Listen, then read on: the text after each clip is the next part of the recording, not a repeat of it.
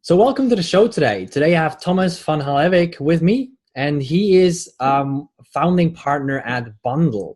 Now, we met last week for the first time face-to-face as well at a great event in Zurich. And today I want to really dive into your story, talk a little bit about the future. We connected a while ago on LinkedIn, and I was incredibly excited about what you guys are building at the forefront of really this new thing or this new term called corporate innovation, not corporate innovation, but corporate venturing. So I'm very excited to talk about this, dive into it a little bit. So first, let's start with your story. So Thomas, who is Thomas, and what's your story that got you to where we are today? Well, thanks for being part of this for this show today.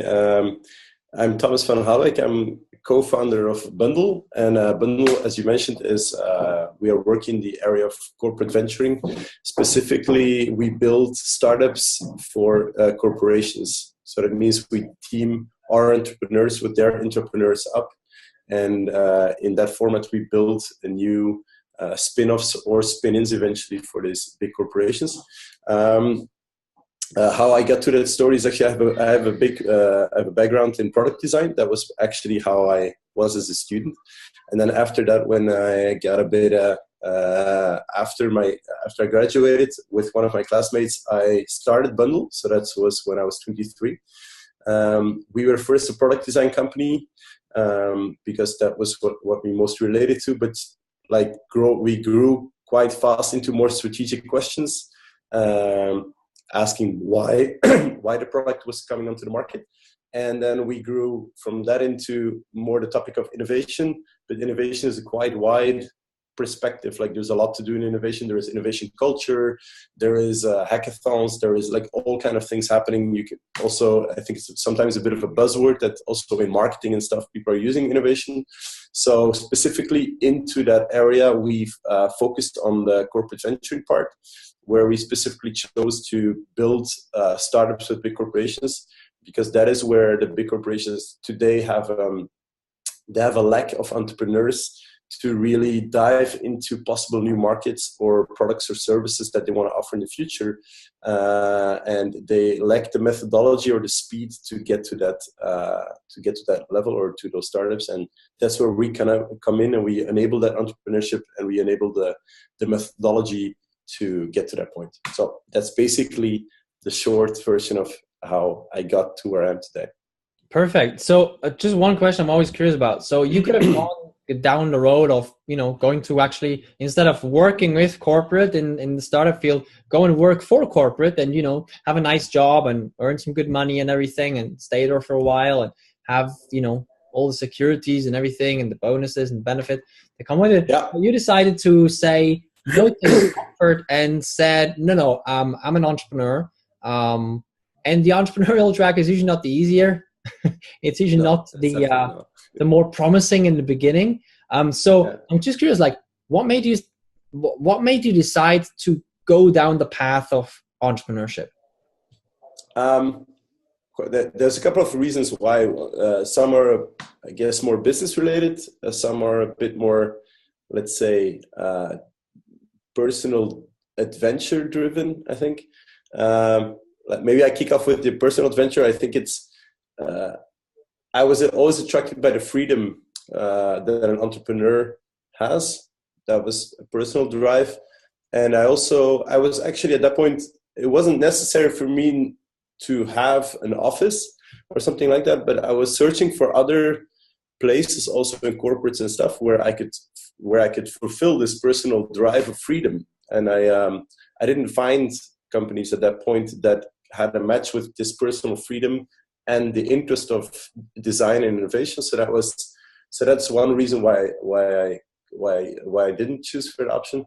The other one was also because I wanted to have an impact on this world and make something of my own, and to also not necessarily to be legendary or something, but just also to see how far I could get for myself to put something out there, and more as of a personal drive, I think, to see, okay, I want to go in this adventure and I want to stay clean of, I've never worked for any employer, so I wanted also to explore what that would give if you would let someone start from a blank page and start from that, where, as you said, it's not always the easiest one, because it sounds on the one hand romantic, on the other hand it's been a bumpy road, but it has learned me a lot. I think that what it has delivered to me on a personal level up to now is that I've just grown a lot as a human being.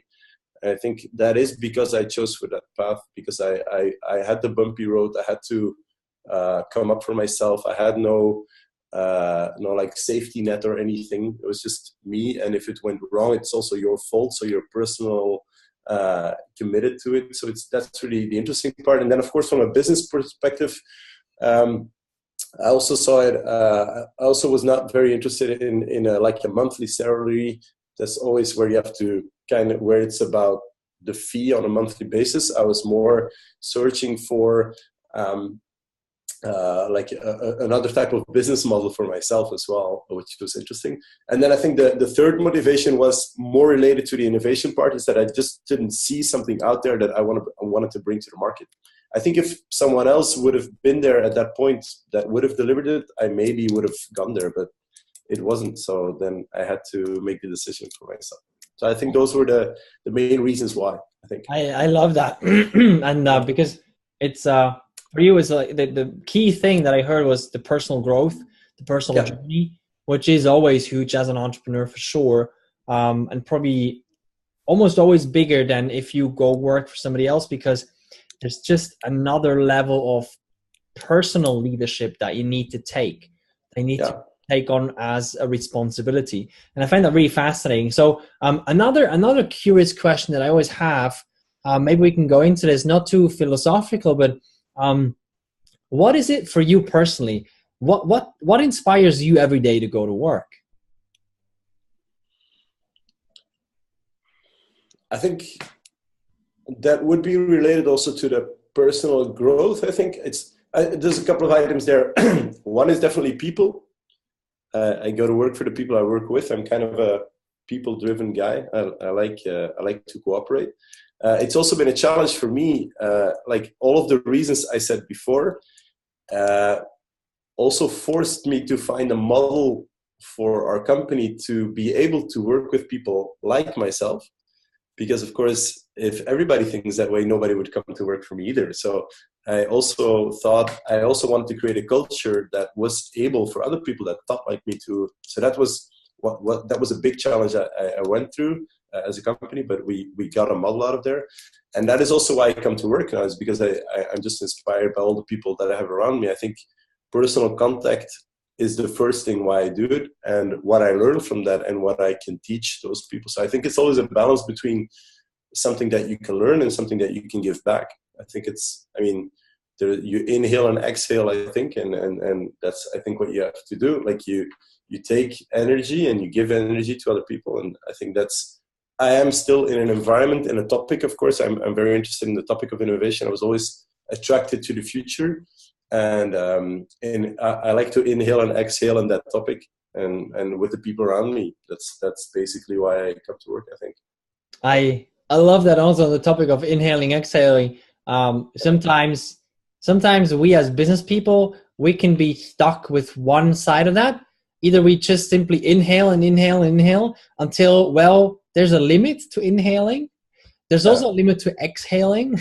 But if we find the balance, well, we're doing pretty well. So it's an interesting correlation. I think it's important. Like you have to find a balance between, like you have to. I think it's with everything in life. You take some and you have to give back. Like it's just so that's what I try to do. Like I also try to. And that's I think what makes life in general, not only work. If you go very philosophical, it's not just work. For me, work is also life. Like I don't really make. As an entrepreneur, that balance, that thin line is very difficult if you're very passionate about your work. I think it's a very difficult line to put there for me. Also in weekends and stuff, I'm also working at certain points, and the other way around. So, but I think it's a lot about, as long as you can get value out of that and you can give value back, then I think it will also, my business would also stop on the moment that I can't give value back anymore. because then it means that I'm not valuable in the market anymore. And that probably also means that I didn't really listen very well to the market. But as long as I keep listening and giving back, I don't think it will stop. That's a very philosophical approach. No, but I love it. It's a great addition to it. Now I want to transition a little bit into the present. So right now, what's most exciting? At this point in my life or in my business life, where do you want to? Well, there's not really the fine line is, as you said before, it's difficult to make. So whatever is most exciting, whatever kind of projects you work on right now, let's talk about them. Well, I think it's at this point I'm very excited about. We've searched quite a while to take a unique position in the market. Like we started off as product designers. There are already some product design companies out there, so we had to find also our own way of doing. We also developed methodologies. We searched a lot for after the right service that we wanted to deliver, that we also could deliver. We also did a lot of research and development for those methodologies. I think at this point it's the moment of scaling, which is it's a new level for me. Like for me, the startup is something that I've done now, also for companies already a couple of times. But I think scaling ourselves is the thing I'm most excited about. Like not only in people, but also in locations internationally, and that makes it super exciting because that's if you ask me a reason, not why I became an entrepreneur, but why I founded the company, it was to grow internationally, and that's the point where we're at. So I think that's very interesting to see at this point how we can grow in that way. So I think that's the most exciting. And then of course, all the projects that we're doing. Like, I mean, we're bringing a startup to the market in virtual reality soon, which I think is super exciting. There's a couple of new people in the team. I mean, also my personal life, there's a lot of things happening. Like you also enter your 30s, so it's kind of there's also a lot of things on a personal level happening there. So I'm I've been excited at every point of my age. But I think this time it's the scaling part on the business level that I'm most interested in. And I love that. It also reflects in all the conversations we always have. Like every time I email you or I talk to you, you're like, "Oh, we're just opening this new location. Oh, we're just opening this. Oh yeah, I'm in New York next week because we're it's also fascinating, like how you go global so quickly. And there's lots of really interesting pieces. Also, the exchange we had last week, around the round tables and things like that. The way you guys have been able to create a model that works not only for the 9-to-5 employees, but that actually works for a variety of different personalities in the market, not only today, but also in the next years to come, where most of the new generations then go like, well, why would I ever have a job? Like, why would I ever go to work for somebody else from 9 to 5 if I could just be out there and do cool projects, right? So now we need to... I think that's the biggest challenge every company faces at this point. Yes, exactly. It's one thing that's so fascinating to me, how you guys have been able to do that working with entrepreneurs. Like that's not a common model, but you guys have been able to make it work. And then the global scaling piece, which is not let's first grow in one country to 7,000 people and then go to the next one. But you've really embraced this culture of going global very, very quickly. So I love that. Now, I think it's also like what I find interesting is about that is what I find personally the most interesting part about the model is, and it's still evolving. It's not. I think it's working, but it still can improve, I think. But what I see happening since we implemented this now a year and a half or 2 years, and we have that now, is that people also the involvement that they have into your company is completely different. They're like, because you give more back to them or more vision for their life, they also just give more back to your company as well. And we all grow Bundl, which is very different from the typical hierarchy way of thinking, which is I find it very fascinating to see how we become more of an ecosystem that sustains itself, which is a very interesting word. But I think it's the biggest challenge of every company out there. Like, technology makes it possible for you to work everywhere. So why our company and not another one is a pretty challenging question. Very much, yeah. It's a great point. We can talk about this for hours, but I think really the essence is about embracing this change and understanding the real benefits of it, which is not, well, there's going to be lower office costs because we can save some more space so people can work from home. No, that's not really the biggest benefit. The biggest benefit, I think, is really what you mentioned there, is people really buy into your company emotionally, and they want to grow the company because they are part of the company. They're not just an employee that is like, okay, you come to work and then, everything else, it doesn't matter. But they're part of the company. They're part of the whole thing, which is now no longer a company, but it's actually a movement and an ecosystem that grows and helps each other and exhales and inhales. So I love that. On the topic of corporate venturing, corporate innovation, as there's been so much stuff that has been done over the past many years. I mean, innovation is not something new.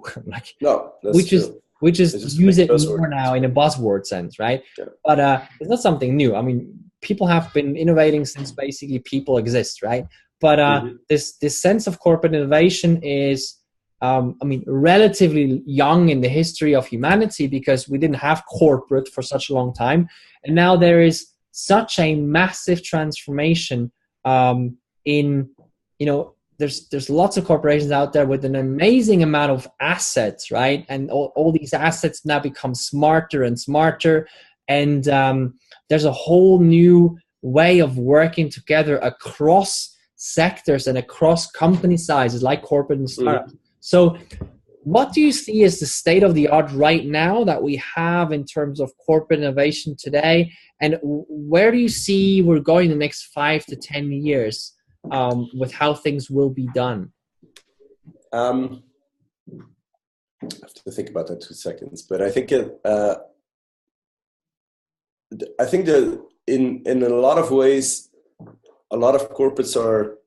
I think that the main words that I would relate to, let's say, the problem statement of a lot of these companies is speed is the biggest problem for a corporation. Like, I also feel it in our company ourselves. When we grow, you kind of start to miss entrepreneurship, and there is a big, like, you get more into a structure, but that structure also lacks the speed that you need to bring things to the market. So I think a lot of corporates at this point, if you make it very simple, I think they're all searching for the same thing. Is one is what we were just talking about, how in God's name can I attract the right talent that can actually achieve things, and 2, how do I have the methodologies to really implement this talent into a way that he can actually have the necessary tools and resources and speed and agility to actually achieve the innovation that we want to bring to the market. Because I think what corporates are very jealous of at this point is what happens in the startup world is that there is a couple of young guys that work day and night, week in, week out, and all they want to do is they want to bring a new value to the world. And if you compare that to the corporate world, there is a big dilemma in the 2 directions that you can't really connect those 2 worlds. And I think all of them are trying at this point to implement that strategy into their corporate life. So I think what we will see in the future is, I think it will evolve much more into a collaboration model between the 2, because I think also that there is a lot of advantages that the corporate has. For example, they have a lot of resources, they have marketing channels, they have funding, they have also a lot of market knowledge, like they have easy access to customers. So they have a lot of things that actually all of these startups don't have. Like, I mean, there's a lot of things they have that are one of the top reasons startups fail. And I think that, therefore, I think we will evolve more into an ecosystem between these 2 parties. I think that's where the future will head even more into. And I think we're just at a tipping point of that. And corporate venturing has always been around. But I think a couple of years ago, it was more from a merger and acquisition point of view and more of an investing point of view. So there wasn't really like a connection between the 2. It was more like, okay, I capture you from the market, and that's how we will have more customers, or we will have more revenues. From what you see now is that they go much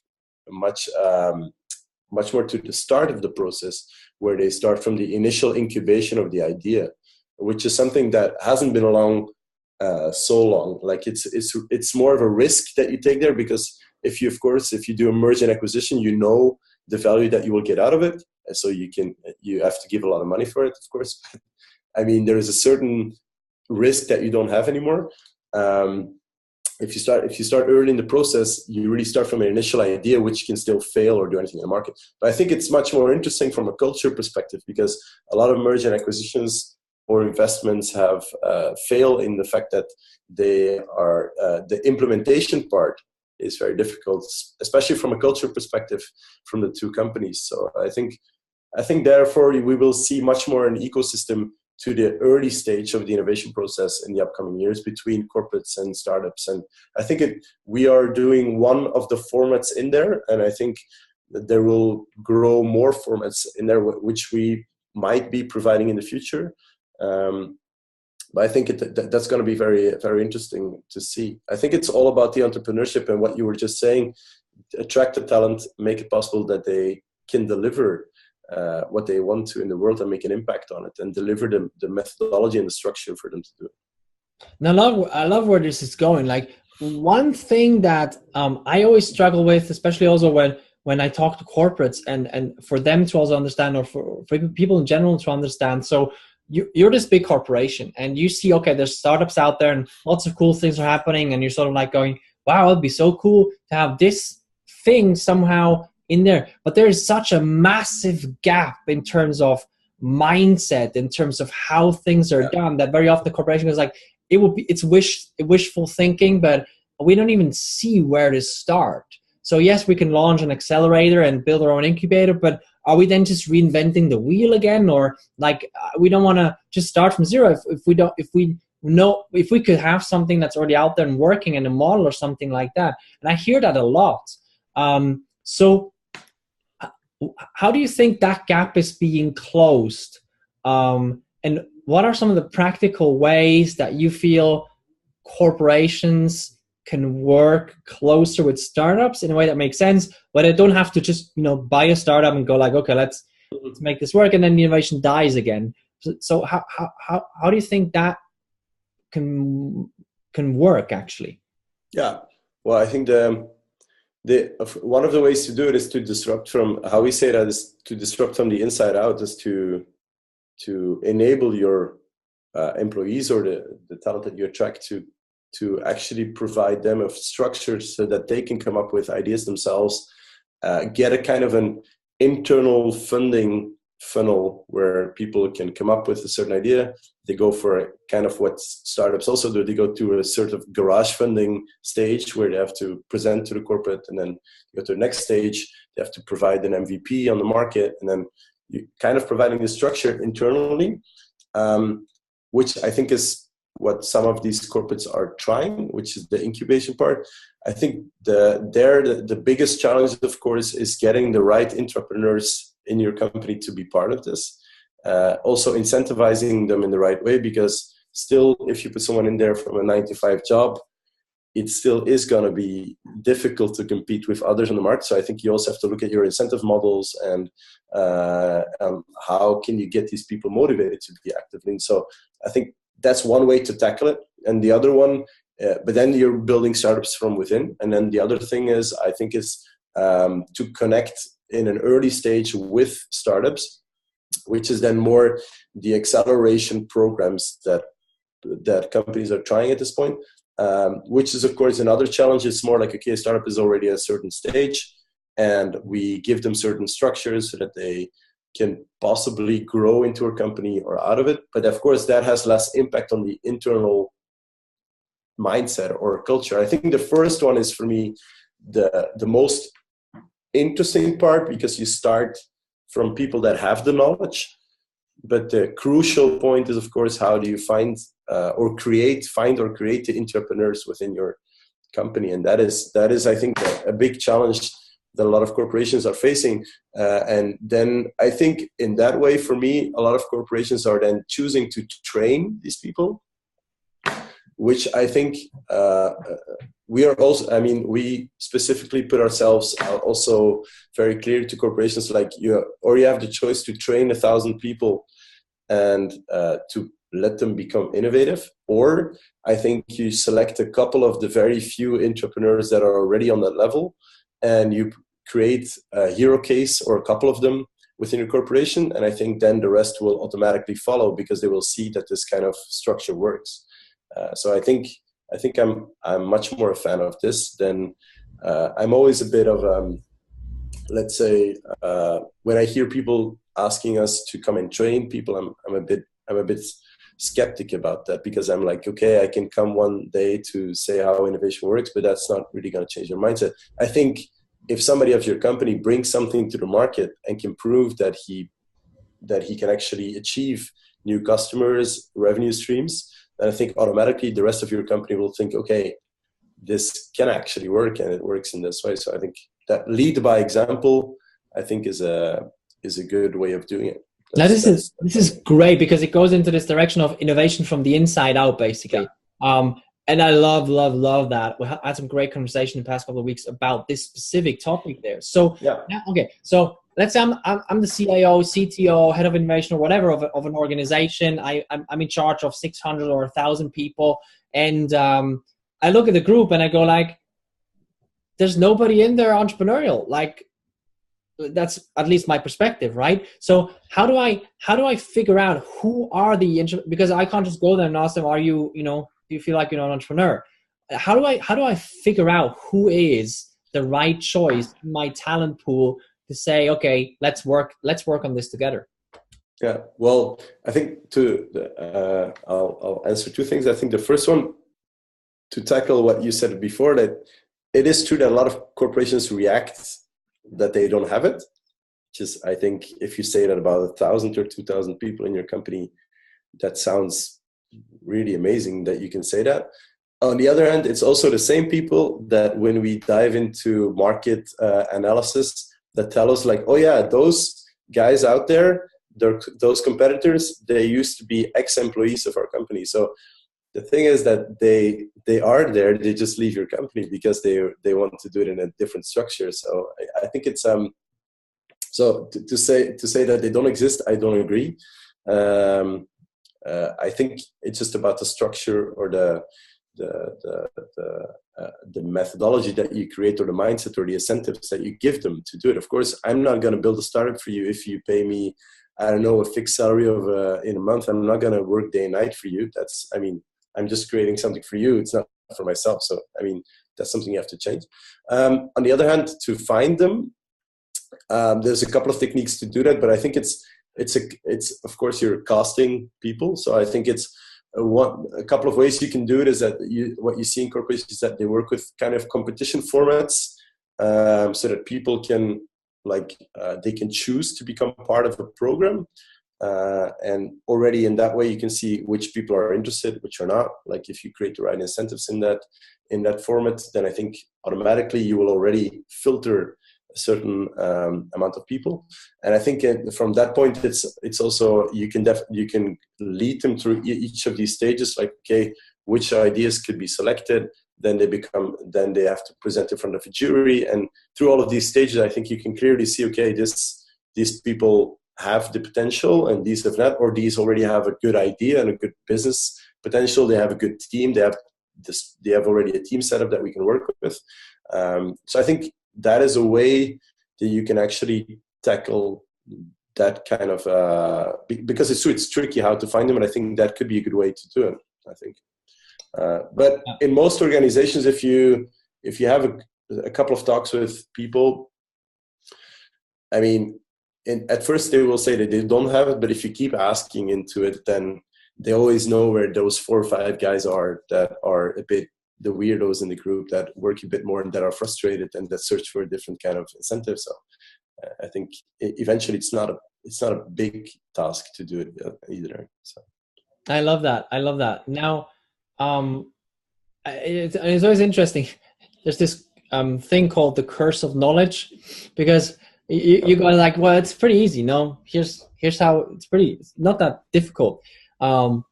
And then you look at it from a corporate lens and you go like, well, we've never done this before. We don't even know where to start. I think it is so valuable to dive into this.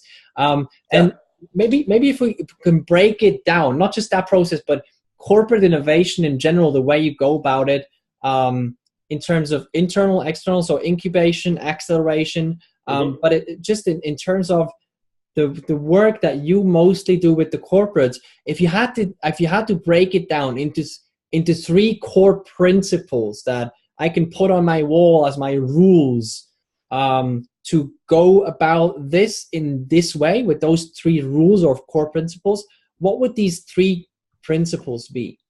You mean the way how to do it, or like the process, or the high level? It's more like it's more like maybe a couple of keywords about the essence of, maybe let's say if we follow these 3 principles, we have a really high probability that we're actually going to succeed with, it doesn't matter what strategy we go with. Yeah, well, I think as one is definitely execute as fast as possible and talk to your customers. I think that a lot of corporations fail in execution is a word that they don't really know because of a lot of agencies working for them, and they don't really have this execution way of thinking. I think if you can set up a team that immediately has execution in the team, that it will definitely go faster. I think that what I said also, part of that was involve your customers as fast as possible. I think a lot of corporates are still waiting 2-3 months of development before they actually know whether the customer actually wants this kind of product. So I think involving your customer or your stakeholder, because there's a couple of stakeholders always in your process. I think involving your stakeholder as soon as possible into your ideation process is definitely key. I think, and then I think also immediately connecting making a mix between your internal people, but also from a couple of external experts that they form a team together that provides you the possibility that what you will find will be linked to your company, because there is a person inside of it that has the knowledge of your company, but there will be enough push to drive it out of your company. And I think also from a location perspective, I think it's interesting to try to put it, as well as in location, as a brand perspective, out of your current brand. Put it out in the market. You can still decide after a couple of months to put it back into your brand, but I think test it in the market as a naked new brand that has no history. And also from a location perspective, I would also try to let these people work in a way that they are not immediately attached to your current systems. Means from a legal perspective, means from a way of working, in any way, brand perspective, I think to make it independent as a unit I think is important. So one would be involve your customers as soon as possible. 2 would be make sure that there is an outside structure as well as a legal brand, everything that you can. And I think the third one is make the expertise of people as diverse as possible, and definitely put execution in there from the start. That would be. That's a really powerful rule book. I mean, if that's the only thing we get out of this conversation, I think that's a very, very powerful rule book. Yeah. I think that's really, really powerful. So really appreciate that. So thank you so much for sharing your wisdom, your insights. It was an incredibly powerful conversation. Now, if people want to learn more about Bundl, about you and the work you do, where can people go? What's the best place? I think the best place is if you go to our website, bundl.com. I think you will find links to what we do, but there is also a link to our blog. And on our blog, we keep it a bit more open so that we have an open perspective on corporate venturing in general, as well as on what we do, cases that we do, but also other perspectives on corporate venturing, which we are not necessarily always performing ourselves. But it gives a good idea of the world where we are in. So I think the website will lead you to a couple of stuff. We also have an Instagram where you have a couple of more insights on the culture works, but that also is guided through the website. So bundl.com is the place to go, I think. Perfect. I love how everything's focused in one place. Yeah. Love that. So perfect. So we're going to link to these sources below the video. So once again, thank you so much for Thomas for being on the show and sharing your wisdom. Okay. Thank you very much for the talk too. Have a good day.